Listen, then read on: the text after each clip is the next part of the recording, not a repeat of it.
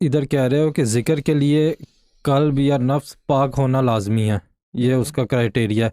एक school of thought ये भी है कि जिक्र करने से कल्ब पाक ऐसा होता है। कुछ भी नहीं होता, ये मैं नहीं स्टोरी मानता। है। स्टोरी है ये, सही। वो स्टोरी है कि मजमा इकट्ठा करने को। जी।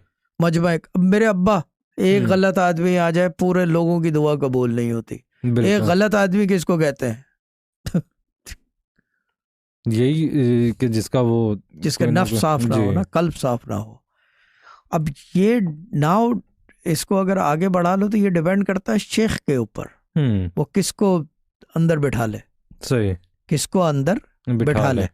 ये चीज है ना, हम्म, ये मामला है ना, कि वो किसको अंदर बिठा ले। अब आप अंदाजा करो कि क्या कहते हैं उसको, कि हमारे अब्बा का कल्ब और नफ्स कितना साफ होगा।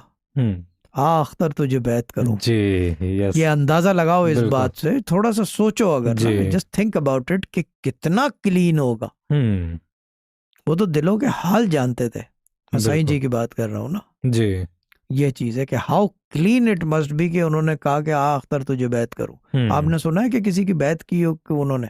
नहीं।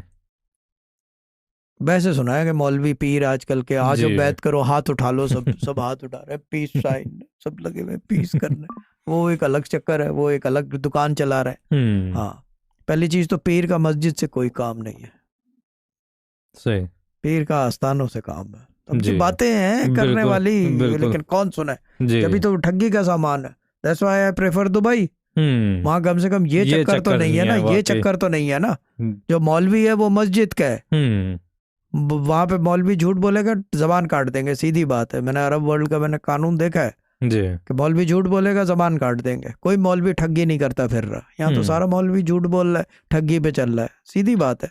दैट्स व्हाई आई बिल्कुल। Prefer Dubai, that's why my father like the Middle East. जी। अब मुझे समझ में आता है क्यों।